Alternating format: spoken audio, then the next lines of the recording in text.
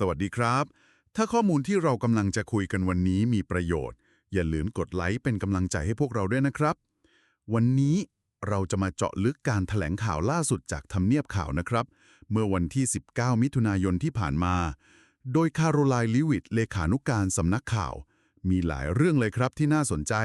ทั้งเรื่องในประเทศแล้วก็เรื่องต่างประเทศของรัฐบาลประธานาธิบดีทรัมป์ ใช่ค่ะ เป็นการอัปเดตที่ทำให้เราเห็นภาพรวมเลยนะคะว่าตอนนี้รัฐบาลเขาให้ความสำคัญกับเรื่องอะไรบ้าง โดยเฉพาะเรื่องการตรวจคนเข้าเมือง กับเรื่องเศรษฐกิจนี่เด่นชัดมากค่ะ ครับ งั้นเรามาเริ่มกันที่ประเด็นแรกเลย เรื่องการควบคุมชายแดน มีตัวเลขที่น่าสนใจมากออกมาใช่ไหมครับ ใช่ค่ะ มีการนำเสนอตัวเลขที่น่าทึ่งทีเดียว คือสถิติของเดือนพฤษภาคมปี 2568 นี้นะคะจำนวนผู้ที่ลักลอบเข้าเมืองผ่านชายแดนตะวันตกเฉียงเหนือเนี่ยลดลงไปถึง 93%ค่ะ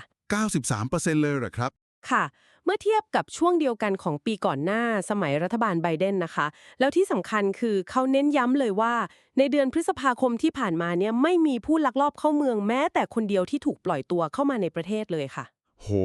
93%นี่เป็นการเปลี่ยนแปลงที่เยอะมากนะครับ ทางทำเนียบข่าวเขาให้เหตุผลว่ายังไงบ้างครับ ถึงลดลงได้ขนาดนี้ คือเขาบอกว่ามันเป็นผลมาจากการยกเลิกแนวทางปฏิบัติเดิมๆที่มองว่ามัน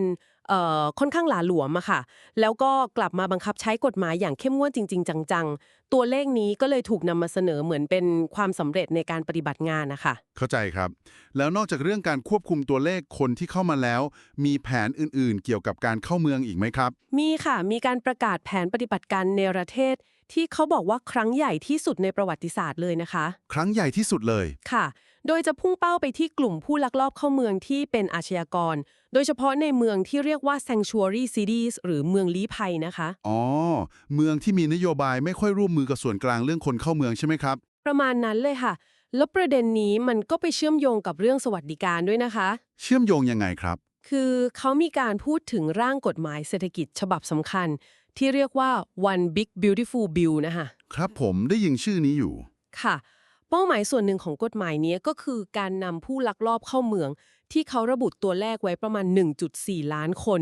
ออกจากระบบ Medicaid ค่ะ Medicaid นี่คือระบบประกันสุขภาพของรัฐ ใช่ค่ะ เพื่อที่จะรักษาสิทธิประโยชน์ตรงนี้ไว้ให้กับพลเมืองอเมริกันแท้ๆนะคะ โอเคครับ ชัดเจน งั้นเรามาคุยกันต่อเรื่อง One Big Beautiful Bill เลยดีกว่าครับ ร่างกฎหมายฉบับนี้รายละเอียดหลักๆ มีอะไรอีกบ้างครับ นอกจากเรื่อง Medicaid เมื่อกี้ ค่ะ ตัวร่างกฎหมายนี้ถูกนำเสนอว่าเป็นตัวขับเคลื่อนเศรษฐกิจตัวสำคัญเลยนะคะ มีการประมาณการว่าช่วยเพิ่มรายได้หลังหักภาษีให้กับครอบครัวชาวอเมริกันเนี่ยเฉลี่ยเกือบ 14,000 ดอลลาร์ต่อปี เกือบ 14,000 ดอลลาร์ต่อปี ค่ะ แล้วก็คาดว่าจะเพิ่มค่าแรงเฉลี่ยอีกประมาณ 11,000 ดอลลาร์ด้วยค่ะ นอกจากนั้นก็ยังมีเรื่องการขยายแล้วก็ทำให้เครดิตภาษีเด็กเป็นแบบถาวรไปเลย แล้วก็ยกเว้นภาษีสำหรับเงินทิปค่าล่วงเวลา แล้วก็มีการลดภาษีให้ผู้สูงอายุด้วยค่ะ ฟังดูเป็นมาตรการใหญ่มากเลยนะครับ แล้วเหมือนจะเร่งรีบกันพอสมควรด้วย ใช่ค่ะ ดูเหมือนว่าประธานาธิบดีทรัมป์ต้องการให้ร่างกฎหมายนี้ผ่านสภา แล้วก็ส่งมาให้ท่านลงนามภายในวันที่ 4 กรกฎาคมนี้เลย ก็คือเร็วๆนี้เลยนะครับ ค่ะ พร้อมๆกันนี้เขาก็มีการรายงานตัวเลขเศรษฐกิจอื่นๆ ที่เป็นบวกด้วยนะคะ อย่างเช่น ค่าแรงที่แท้จริงของกลุ่มแรงงานหรือ blue collar นะคะในช่วง 5 เดือนแรก เพิ่มขึ้นเกือบ 2% ซึ่งเขาระบุว่าเป็นการเติบโตสูงสุดในรอบเกือบ 60 ปีเลยนะคะ ครับ แล้วก็มีการอ้างผลสำรวจความนิยมด้วยใช่ไหมครับ ใช่ค่ะ อ้างผลสำรวจล่าสุดบอกว่า 54% ของชาวอเมริกันพอใจผลงานของประธานาธิบดีค่ะ ครับผม จากเรื่องในประเทศตอนนี้เรามาดูเรื่องต่างประเทศกันบ้าง ประเด็นที่ร้อนแรงที่สุดคงหนีไม่พ้นเรื่องอิหร่านนะครับ มีความชัดเจนอะไรใหม่ๆบ้างครับในการแถลงครั้งนี้ มีคำแถลงโดยตรงจากประธานาธิบดีทรัมป์เลยค่ะ คือท่านบอกว่าจะตัดสินใจว่าจะให้สหรัฐเข้าไปเกี่ยวข้องโดยตรงหรือไม่เนี่ยภายใน 2 สัปดาห์ข้างหน้า อีก 2 สัปดาห์ ค่ะ โดยจะพิจารณาจากสิ่งที่เรียกว่าโอกาสสำคัญในการเจรจาที่อาจจะเกิดขึ้นได้ แต่จุดยืนเรื่องอาวุธนิวเคลียร์ของอิหร่านนี้ยังเหมือนเดิมใช่ไหมครับยังเข้มงวดอยู่ ชัดเจนมากค่ะ แล้วก็หนักแน่นเหมือนเดิม คือย้ำว่าอิหร่านต้องไม่สามารถครอบครองอาวุธนิวเคลียร์ได้อย่างแน่นอน แล้วก็มีการอธิบายเพิ่มด้วยนะคะว่า ตอนนี้เนี่ยอิหร่านมีองค์ประกอบที่จำเป็นเกือบจะครบแล้ว ขาดแค่การตัดสินใจจากผู้นำสูงสุดของเขา ครับ ซึ่งถ้าหากมีการตัดสินใจขึ้นมาจริงๆเนี่ย ก็อาจจะใช้เวลาผลิตแค่ 2-3 สัปดาห์เท่านั้นเอง ก็จะได้อาวุธนิวเคลียร์ซึ่งแน่นอนว่าเป็นภัยคุกคามร้ายแรงมากค่ะ แล้วแนวทางทูตล่ะครับยังเปิดอยู่ไหมหรือว่าเน้นใช้กำลังอย่างเดียวการสื่อสารยังคงมีอยู่ค่ะทั้งทางตรงแล้วก็ทางอ้อมเขาบอกว่ายังเปิดกว้างสำหรับการเจรจาอยู่แต่ว่าก็อยู่บนพื้นฐานของหลักการที่เรียกว่าสันติภาพผ่านความแข็งแกร่งหรือ peace through strength นะคะอ๋อคือพร้อมคุยแต่ก็พร้อมใช้กำลังถ้าจำเป็นใช่ค่ะประมาณนั้นเลยคือพร้อมเจรจาแต่ก็ไม่กลัวที่จะใช้กำลังหากจำเป็นเพื่อปกป้องผลประโยชน์ของสหรัฐแล้วก็พันธมิตรค่ะ ครับผมเข้าใจได้ครับ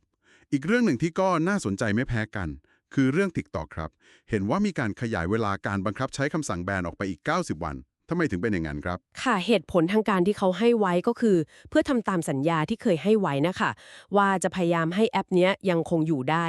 อ๋อเพราะคนใช้เยอะใช่ค่ะเพราะมีผู้ใช้ชาวอเมริกันตั้ง100 ล้านคนเนี่ยค่ะแล้วก็ควบคู่ไปกับการพยายามหาข้อตกลงที่จะปกป้องข้อมูลแล้วก็ความเป็นส่วนตัวของผู้ใช้ชาวอเมริกันไปด้วย